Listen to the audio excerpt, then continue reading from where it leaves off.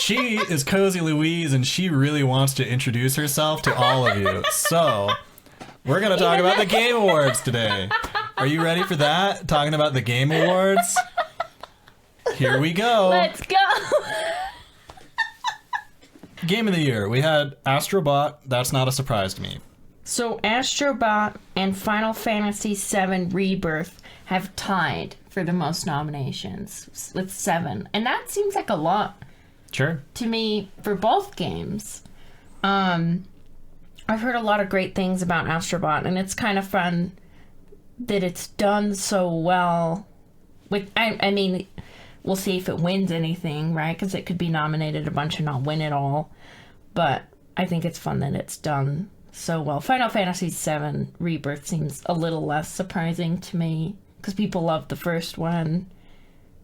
So I think it's unsurprising that it also has a ton of nominations, but it's fun that Astrobot also does because it's kind of not your typical Game of the Year fare, if that makes sense, because a lot of it is typically like big adventure games. Well, it's just a nostalgia fest.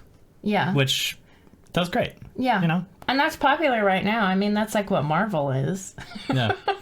Jared over at Level With Us, the podcast, I think he was telling me that Astrobot is his Game of the Year. Over Balatro? Probably. I thought he loved Balatro. Well, he likes Balatro, sure, but Balatro, that was the other one. Which is great. You know, more indie games for Game of the Year.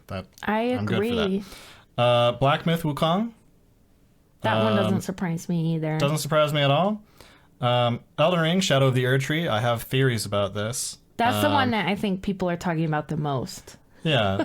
Final Fantasy VII Rebirth, that's not a surprise that it's there. I don't think it's going to win anything, but it was anticipated and it finally came out. And you don't think it's going to win anything? No.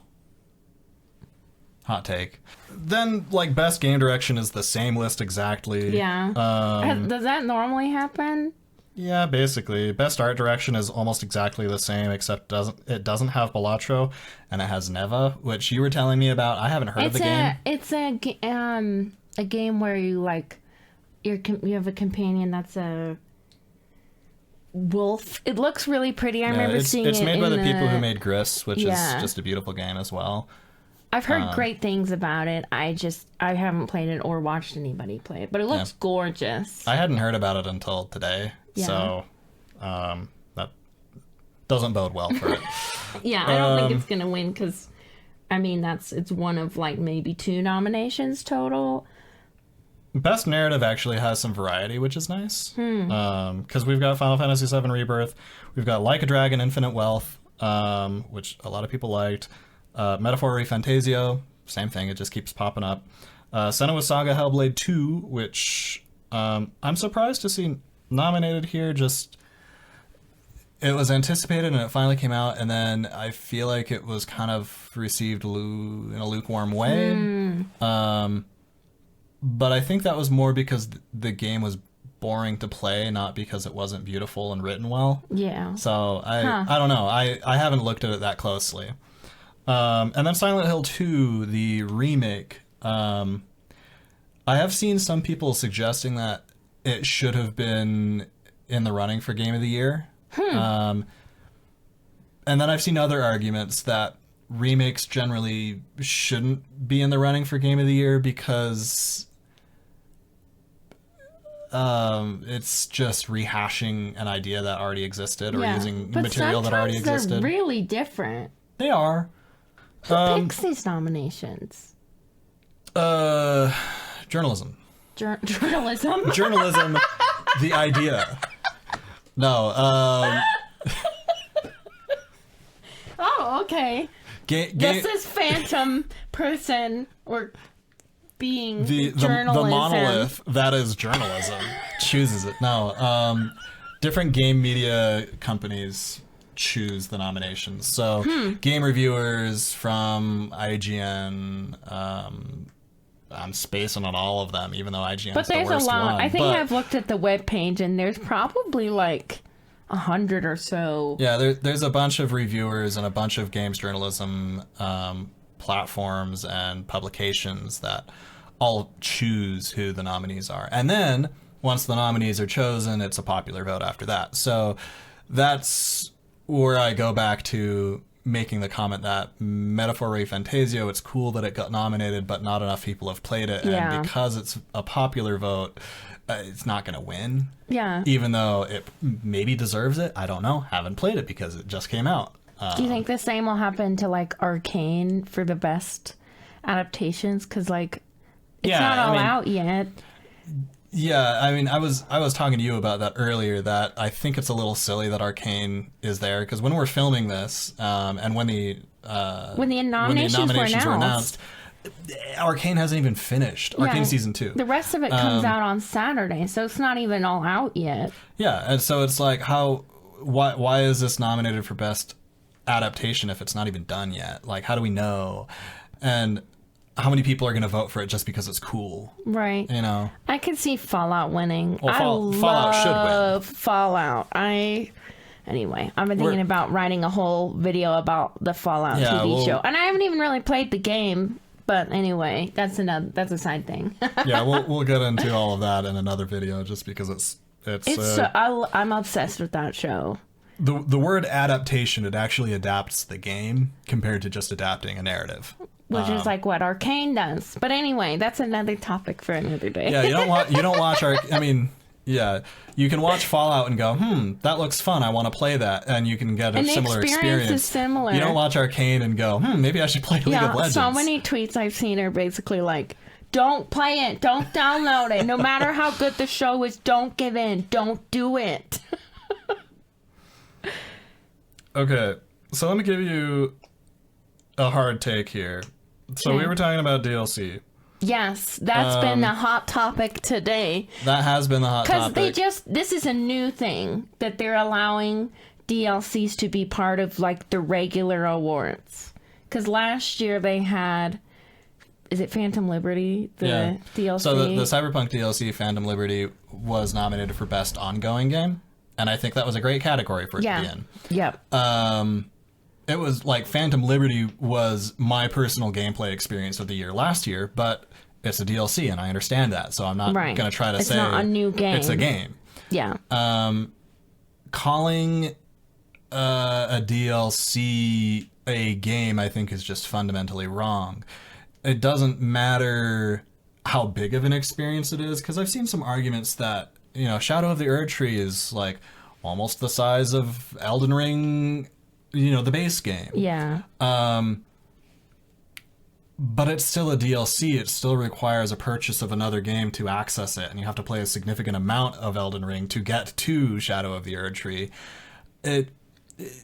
I think it gets into a kind of murky category to start saying that a DLC deserves to be Game of the Year because of the breadth of content that it provides. Yeah. Because then it starts applying...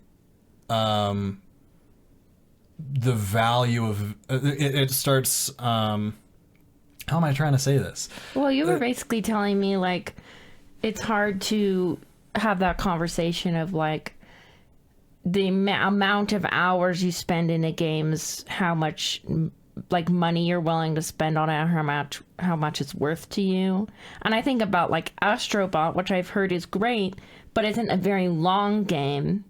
Some people might say, oh, that's not enough game to be nominated for Best Game of the Year, when I would spend more time playing Shadow of the Erdtree, even though that's just a DLC. Yeah. I mean, like, when it comes to Shadow of the Erdtree, I played most of it. I got burned out and didn't finish it. And I thought it was fine the entire time. I liked a lot of what it did, but I was like, this is just more Elden Ring. Which is great, because, I mean, that's what you want your DLC to do, right? Is to expand on the original game. And I like the worm guys. That's all I remember. The little blue worm guys? Yeah. Do you know they have the little faces? Feet? Yes. Yeah. Yes. You never see them, but they have them. Yeah. Anyway, yeah, so my theory here, like the Game Awards last year in 2023 were just stacked. There were a lot of really good nominations. Amazing. There were a lot of really good games that came out. And this year has been a little bit drier. You know, it's been a little more like highly anticipated games that get released and then go like, it didn't do well. Not that it was highly anticipated, but we have games like Concord, which comes out and is out for, what is it, 14 days, and then they shut it down. I can't believe they pulled it. Why did they do that? Were they just like so embarrassed that they're like, I'm not one of the executives, so beats me. Or you have, highly anticipated experiences like Helldivers 2, which was a lot of fun when it first came out and then got kind of mired down in controversy and is nominated for Best Ongoing Game, if I remember right. Why is it Best Ongoing? Is it because didn't it come out this year? I don't know if maybe it was Best Multiplayer Game. I don't remember. No, I think you're right. No, it is Best Ongoing. It is nominated for Best Ongoing. Well, it's just ongoing. Ongoing game means that they keep developing more content for it. Which is true. Which is what they're doing for Helldivers 2. Adding more stuff. Helldivers 2 has gotten to a point where I think people mostly like it again. But it's just, there's been a lot of releases that have kind of fizzled this year. Yeah.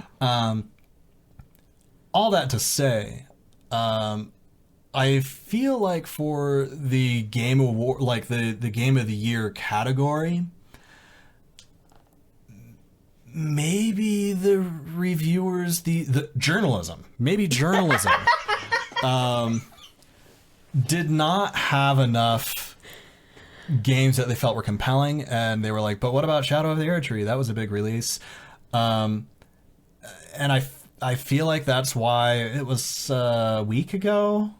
Maybe? It wasn't even a week ago. It was like Friday. Yeah, it was a few days ago that the Game Awards announced we're also considering DLC for. And then immediately everybody knew exactly what that meant. Okay, so you just want to nominate Shadow of the Erdtree. Do you think it's gonna win? I hope not. That would be crazy. A lot of people loved it, and I thought it was so-so, but that may be a hot take on my end. Also, I know Jeff Keighley is just like a major FromSoft fan. Yeah. Do you think if another game had a popular DLC, he would have done the same thing, or no? No, because we had a popular DLC last year, Phantom Liberty. That's true. I would say that was probably even more popular.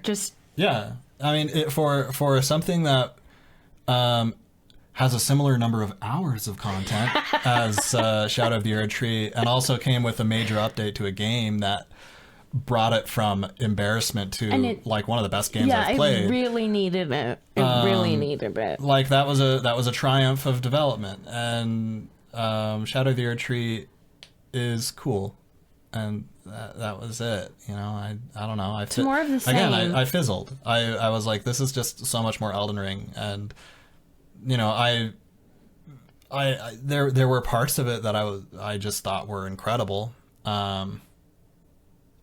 Which boss was the really cool one? I really liked the fight with Bale. Yeah. The big dragon. I liked watching you do that. With the silly monologue the whole time, but man, I dug it. It was so good. But then the rest of it, I was like, this is just like really big open areas. Yeah. And it was interesting how it was all interconnected, but I was like, yeah, it's fine. I had more fun playing Balatro, frankly. Me like number go big. Yeah. I still haven't tried Balatro. I feel like I would like it. You would. It's on your phone now, so you you can get just play it on your phone. Didn't it also get nominated for Best Mobile Game? I think so. Maybe. Let me look. Because I saw on the graphic I was looking at with the most nominated games that Balatro got 5. No, yes, it did get Best Mobile Game. So it'll win Best Mobile Game, probably. Yeah, that wouldn't surprise me. I think the only thing that could maybe go toe-to-toe with it is the Pokemon trading card game Pocket, because a lot of people liked that. But again, how do you beat Balatro on your phone? I don't know. You just can't. Well, isn't it also in, like, Dave the Diver now? Yeah, you can play Balatro on Dave the Diver, I guess. But they're just like, why not? Last category I want to talk about are the indie games. Yes, those are the ones that you've played the most. Yeah, I've actually played most of these, and so I have more opinions about the indie games this year, because I just haven't really been very impressed with any of the AAA games this year. Which is probably why this more, there's an indie game in the best game of the year categories. Does that happen very often? Yeah, every once in a while. I mean, technically, Baldur's Gate 3 is an indie game. Yeah. That doesn't feel like an indie game, though. And that's a whole nother topic entirely. Yeah, I feel like when Dave the Diver gets nominated for indie, like best indie game, and it's not an indie game in any way, shape, or form. An indie game. What does that mean? What does it mean to feel like an indie game? I don't know. I think that's just stupid. Indie game means it is independently developed. That is what indie means. It's the same for film. And then how do you get how do you decide this is where the cap is? The team can't be any bigger than no. It doesn't have anything to do with the size of the team. It has everything to do with, is the developer independent of a publisher? Yeah, that makes sense. Like that's what it is. So speaking of movies, because that's more my forte, would Megalopolis be an indie film even though the budget is $250 million or whatever it was? Yes, because nobody wanted to make the film. It was only Francis Ford Coppola. It did have a distributor, but I guess that doesn't mean that it was made in with a studio. Yeah, he independently made that film happen because no one else wanted it to. Yeah. So yes, I think Megalopolis is technically an indie film. Indie is independent. That's what it stands for. I don't think it has anything to do with budget. I don't think it has anything to do with the size of the team. I mean, Larian developed a game on their own, and they self-published. It's an independent game. Baldur's Gate 3. Dave the Diver had a huge, Was it Microsoft? No. No? No. Who was the... It was Nexon, I think. Anyway, just they had a big corporation behind them and a lot of funding. And so, I don't know, it just doesn't... Anyway, so let's talk about this year's indie games instead of talking about last year's indie games. Because we're here to talk about the Game Awards 2024. Right, exactly. Not the Game Awards 2023. Despite what our conversation was steering towards. We are actually talking about this year. There was just a lot going on last year, I feel like. Yeah. So this year, for Best Independent Game, Animal Well, Balatro, Lorelei and the Laser Eyes, Neva, and UFO 50. I think it's a good list. I have played 3 of the 5. Lorelei and the Laser Eyes has been on my list for a little while, and again, Neva I heard about today. So, so you have obviously not played that one. So I have obviously not played that one. Out of those... to put this in context, I said I liked playing Balatro more than I liked playing Shadow of the Erd Tree. I liked playing UFO 50 a lot more than I liked playing Balatro. If there's anything I like in life, it's variety, and when a game can give me a lot of variety, I like that. Or I guess in the case of UFO 50, if 50 games can give me a lot of variety, it's that. And it seems like, from what you've told me, I haven't played it, but I've seen you play bits of it, that games aren't just kind of like... They're not mini games. They're not mini games. They're like real games. They're not just like, oh, here's a game you could play for like 5 minutes and be entertained. But there are some smaller games, but there's one game that I played a ton of called Mini and Max, if I remember right. Sometimes I get that mixed up. Max and Mini? Mini and Max. One of the two. I spent probably 15 to 20 hours in that game. Oh, and just that one. Just that one game. And there's 49 others, right? Yeah. There's 50 total. And there are some that are smaller and feel more like mini games, but that's how older games were like. Right. I could talk a lot about UFO 50, but suffice it to say, I feel like that should win Best Independent Game because I think it's doing something really special and something unique. Do you think it will, though? Because a couple of the other games have other nominations, and I think that's UFO 50's only nom. It is UFO 50's only nom. It would be what I would vote for. You can. I can. I'm one of the masses. You actually can. Wow. It's not like the Oscars where you're like, if I was an Academy member, this is what I would vote for. I am an Academy member. I am. I'm a member of the Academy of Normal People. Yeah, it's got stiff competition especially with Animal Well and Balatro. I think Animal Well was really cool, and obviously any game that layers secret upon secret upon secret is just fun to dig into. It was really fun for like water cooler talk with my coworkers. Who were playing it at the same time. And we're like, oh, did you figure this out? Did you figure that out? Did you find this thing? Aren't maybe you should go look over there. Eggs or something? Yeah. And you're like, did you find the 50 eggs or whatever? Yeah, you should play it. You'd like it. It was too stressful. The dog. The dog ghost. The dog is a little rough, but...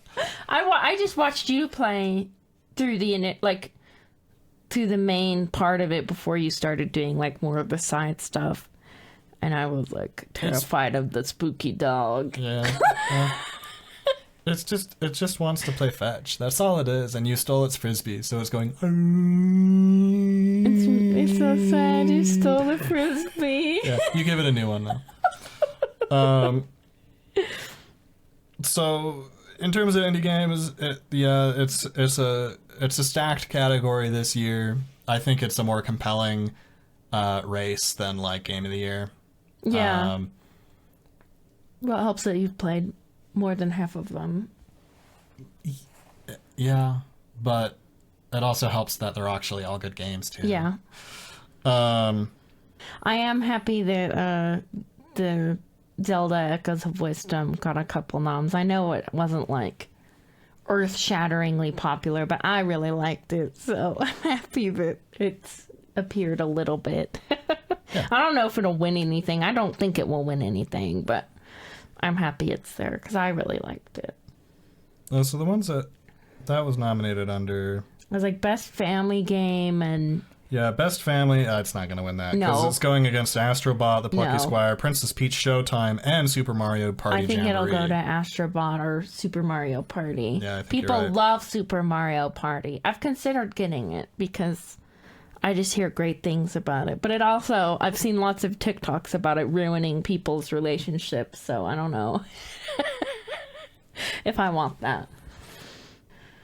I have one more thing to talk about. The most anticipated game. Oh, yes. I always think this category is so funny. silly. Can you imagine if they had this category at the Oscars? Like, how funny. I just think it's a funny category.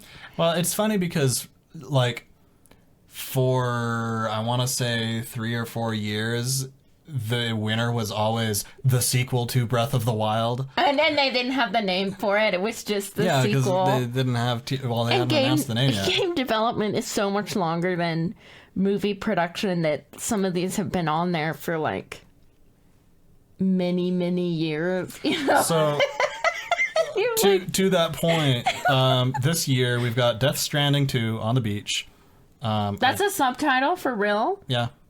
It makes sense if you played the game. I need to play it. I've been wanting to. I follow Hideo Kojima on Twitter, and I love his stuff. But I've never played any of his games. I just think he's fun. I like his movie reviews. Yeah.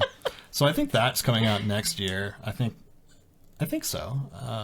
It's soon, at least, because soon enough. So Death Stranding 2, we got Ghosts of Yotai, which is the sequel to Ghosts of Tsushima. Oh, I forgot that's what that was. Which is good. I thought Ghost of Tsushima was kind of a boring game. Hot take. I like watching you play it. It's pretty, but it's boring. Basically, it's an awesome game until you finish the first island, unlock the next 2, and realize you're about to do the same thing 2 more times. I hit the second island and I was like, I'm out. Grand Theft Auto 6. So that's going to be on the list for the next 4 years. Do you think it's not coming? Well, when is it supposed to come out? 2026? Did they say a date? I don't know if I they thought did. they said 2026. I don't know where I got that from. I'm not even following that closely. I'm just making up stuff. They're saying fall 2025. Oh, so that's even sooner. Don't believe it for a second. I don't believe that either. Metroid Prime 4, which I think is cool that it's getting a little nod. It's not going to win, but that's probably the one I'm most excited for. Yeah, who do you think is going to win? Grand Theft Auto?